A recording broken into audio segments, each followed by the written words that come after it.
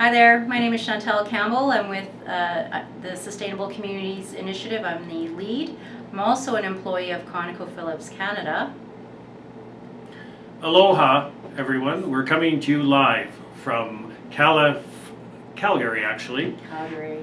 I'm Doug Ratey. I'm an employee of ConocoPhillips also. I work with the Sustainable Communities Initiative, more particularly on the Experiential Learning Initiative, and where I'm support to the communities.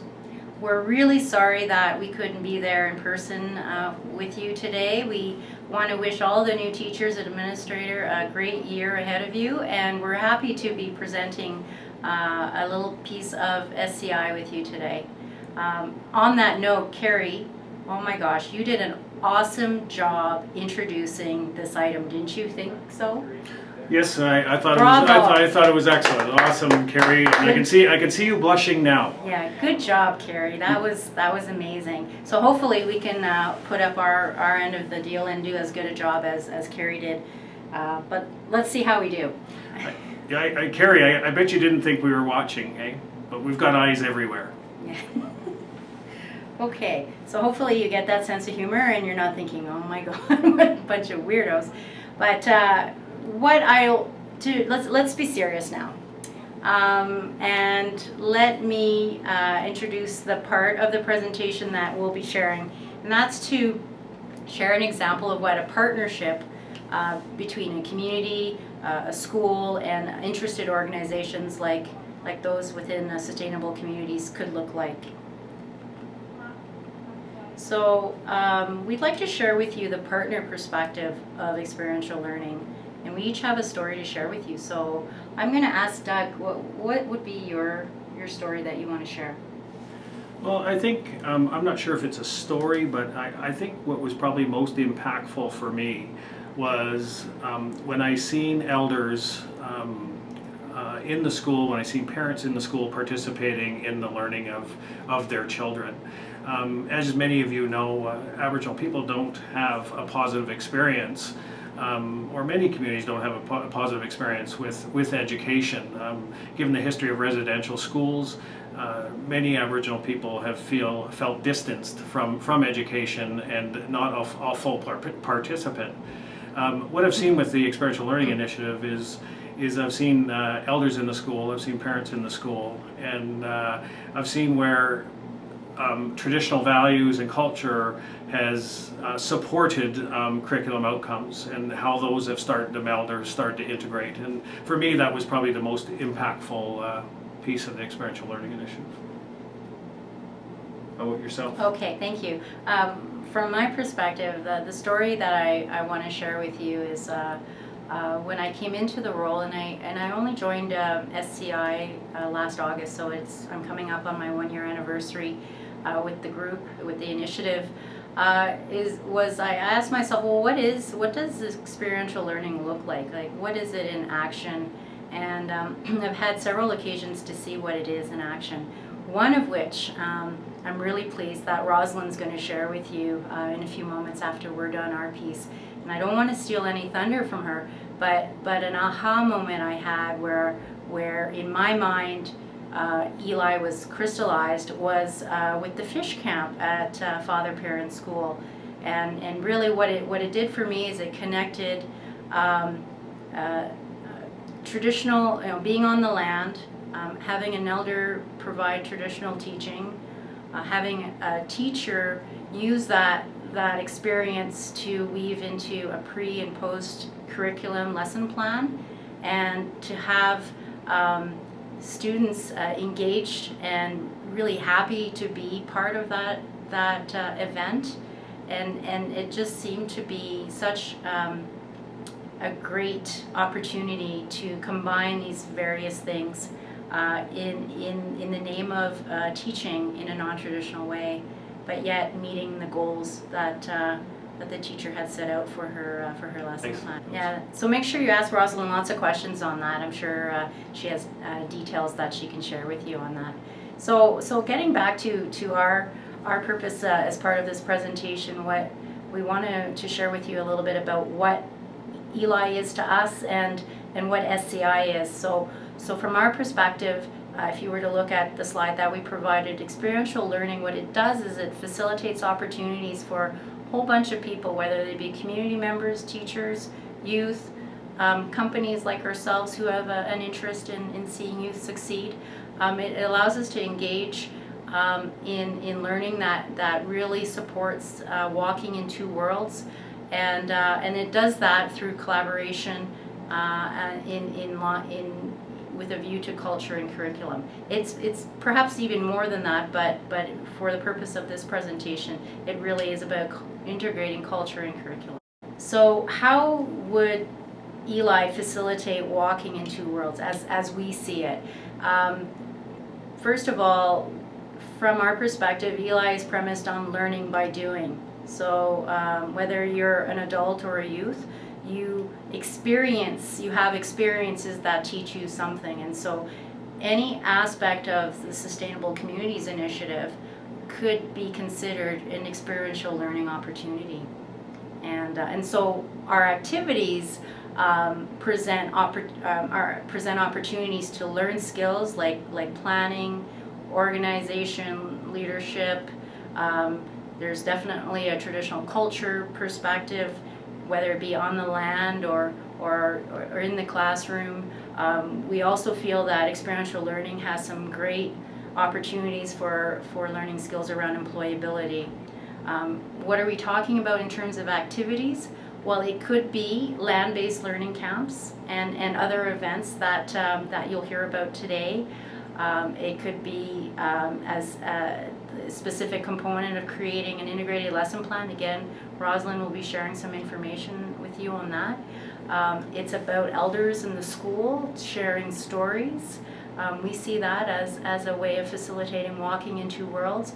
And even the part that reports out on all of those activities, the presentations that we make them to various audiences. Our youth make them to different audiences, and that in itself is an experiential activity that teaches leadership and speaking skills, for example. I'd like to take a step back, so hopefully you get an idea of what our perspective on experiential learning is, but how does it fit within the bigger picture of Sustainable Communities Initiative, which is our partnership? Well, there is the SCI vision is to co-create healthy, safe, sustainable communities where people can work, live, play, and raise their children. And all those partners to SCI believe in this vision, and we uphold that vision through the sharing of resources and time and knowledge through the activities that we do. Who are the SCI partners? Well, if you were to look at the slide that's presented in front of you, there's a number of oil and gas companies. It just happens that the region that Father Perrin and ADCS find themselves have oil and gas in their backyard.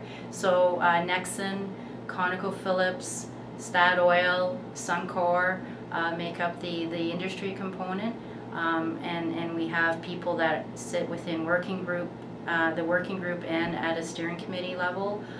We also have what we call community or regional partners. So the regional municipality of Wood Buffalo, a very important partner at the table with us.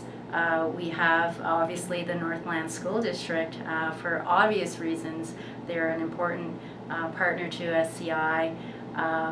We have the organizations within the communities themselves called Sequeja and Lake Athabasca Youth Council, and those are the two organizations that operate the youth programs within each community, and Doug may share a little bit more of information on that. And then we have learning partners who form part of SCI, and we reference Living Sky, the school division over in Saskatchewan, as well as the Yukon Department of Education as learning partners we actively share information with. Yeah. Shall I move ahead? Sure. Okay. So I'm going to give you a little bit of a sense of what our structure looks like within SCI. So what we have is the Sustainable Community Initiative is supported and guided by the community. in this particular case, the community is represented by the Lake Athabasca Youth Council and Sequoia. The Lake Athabasca Youth Council is located in Fort Chipewyan, and Sequoia is in Janvier. Both of these community groups are very active. Both are involved in youth-led programming.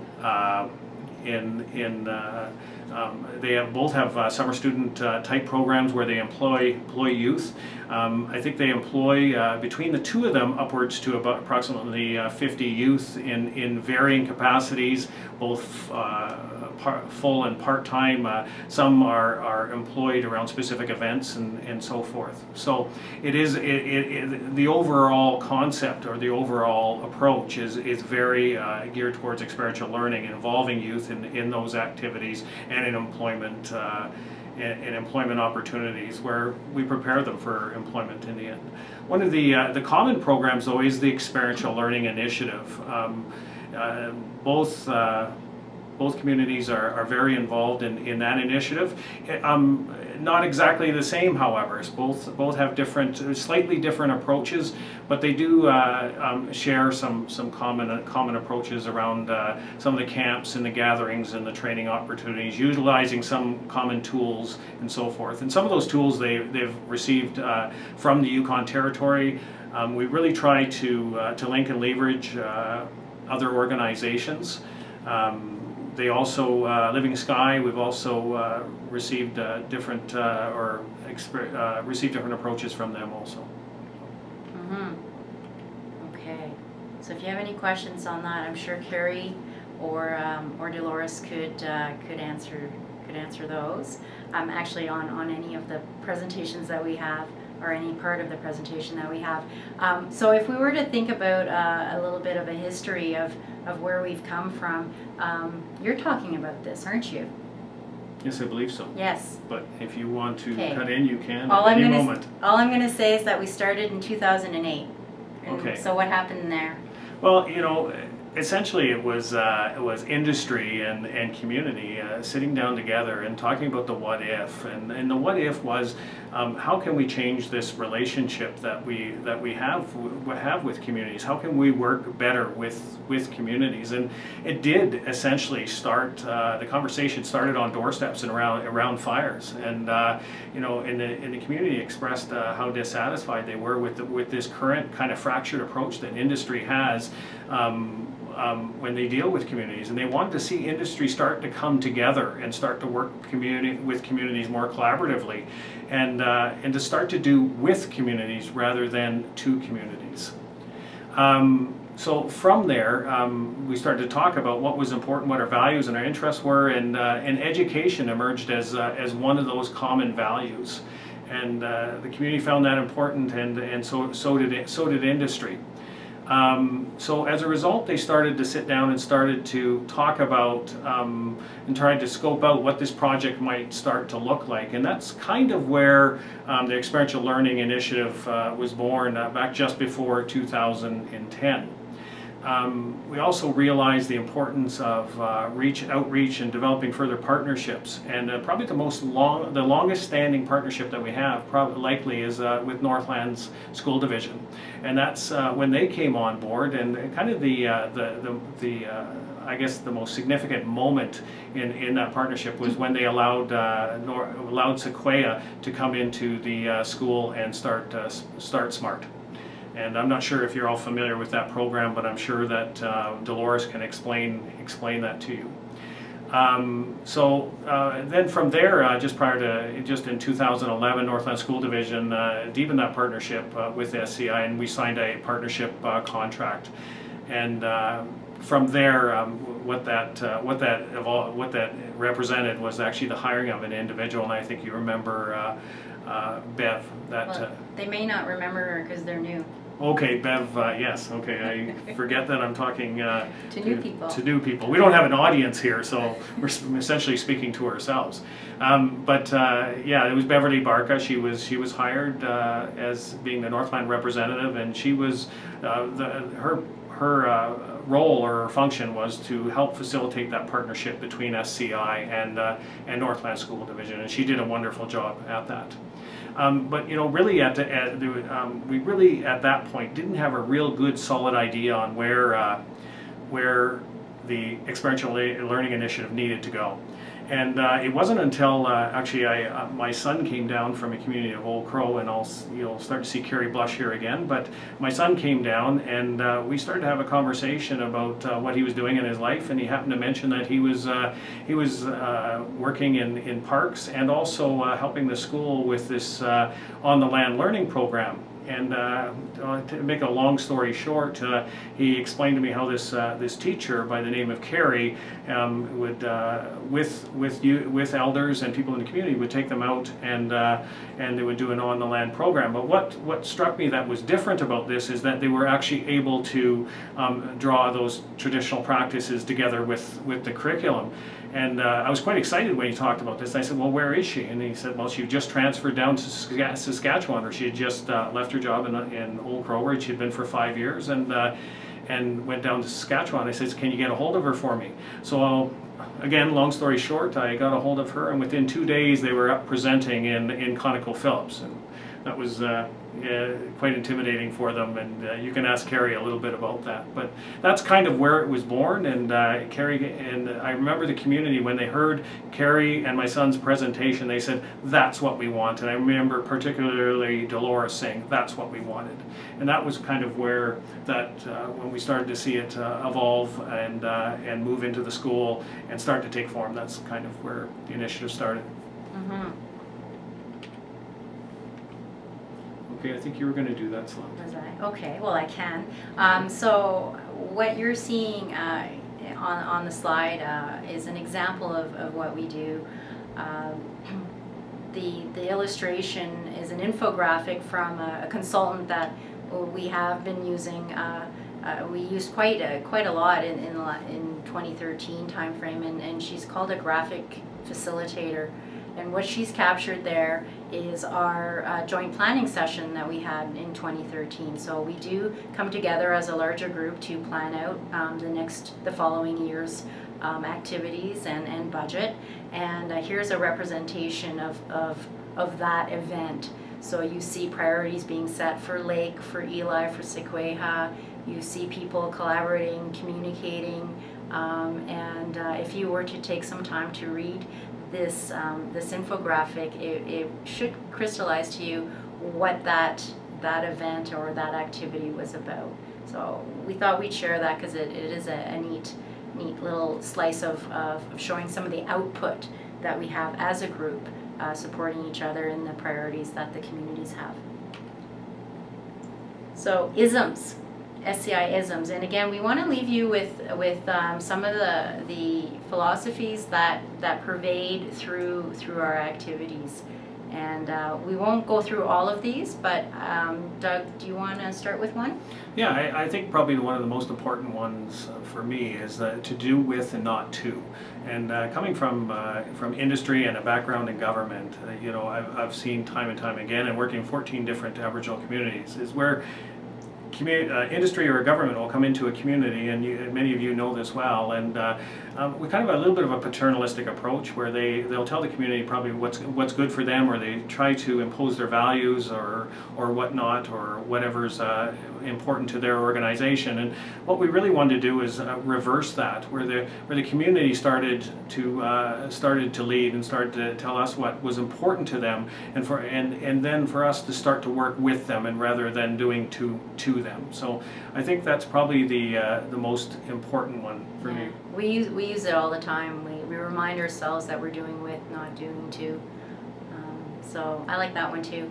Another one I'll highlight, Lincoln Leverage, and you heard Doug mention that earlier in the presentation. And really, what we strive to do is we want to get as much out of our partnerships with each other as we can. So understanding what each partner can contribute to the initiative, and then leveraging that, whether it be knowledge or connections with another organization or financial. The link and leverage ism for SCI is very important, and it is a key to sustainability in many ways. So we'll leave you with that. And again, if you have questions on any of the other isms, or if Carrie or Rosalind or Dolores can think of other ones to share with you, we'll let that conversation happen amongst yourselves. Yeah, I think a great example of the link and leverage is that partnership with Northlands, because experiential learning isn't a new concept, right? And they came with tremendous knowledge in terms of and actually practice, and actually where they've actually implemented in other schools, and we were able to learn from that also. And potentially looking into the future, we Yeah. still have perhaps some link and leverage opportunities with some of the other, with the pilot that we've been made aware of within Northlands, and some of the other groups that are doing similar work to us. Some of the stuff in Wabasca, for example. Wabasca, Yeah. exactly. Okay, so and if you're interested in the workings of how Eli is actually supported by SCI, and I won't spend a lot of time on this part, but basically there's 3 streams of support that we can categorize. And obviously financially, in order to run an experiential learning or a land-based learning type of program, you need a source of funding.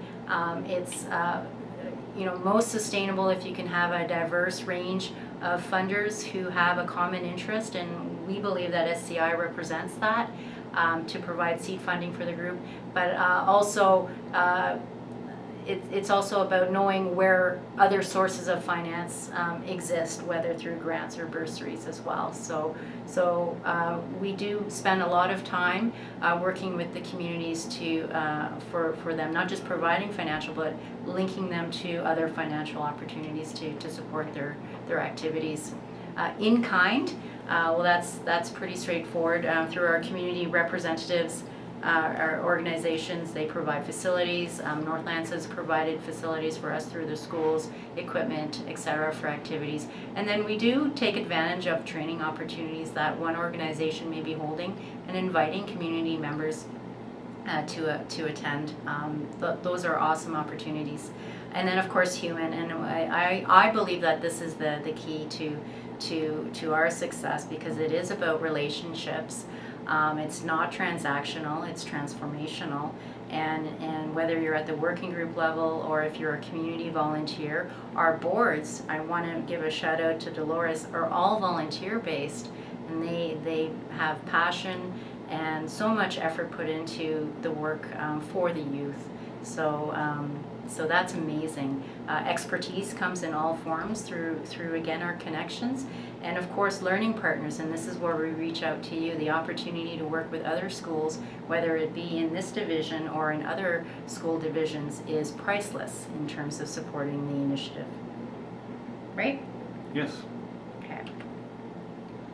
So as we look to the future and leave you at this part of the presentation, Doug and I would like to provide a couple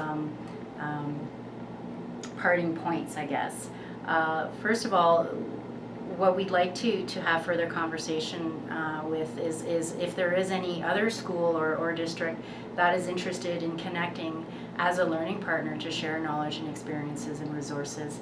We could have things like common camps, or we could share learning tools. That would be a wonderful thing, and again, leading to sustainability. I mean, we're not exclusive to this approach, right? And we Yeah. know there's a lot of good Yeah. things happening out there, and we'd really like to connect with them. And we'd really like to really consider and try and talk about what could the next phase of this relationship between SCI and Northlands begin to look like. We realize that we no longer have Bev with us, and we no longer have that support, but we really think there are some opportunities to leverage the resources that we have within Northlands and within SCI, and really make this a sustainable approach. Yeah. And with that, I mean, those are two topics that we'll leave you with, but we do invite you to contact us over at Sustainable Communities Initiative, and I believe that the last page of the presentation, of the combined presentation, has some contact information. So I know that I feel free to call or email me, and Doug, you're probably going to offer the same. Yes, for sure. Had to check there. Yeah. And yeah, so we wish you an awesome rest of the presentation, and I think we have to get back to our busy schedule here, and the light's kind of bright here, so yeah, it's been a slice. I hope this was informative for you, and And we just apologize for any rambling because this was our first cut and only cut.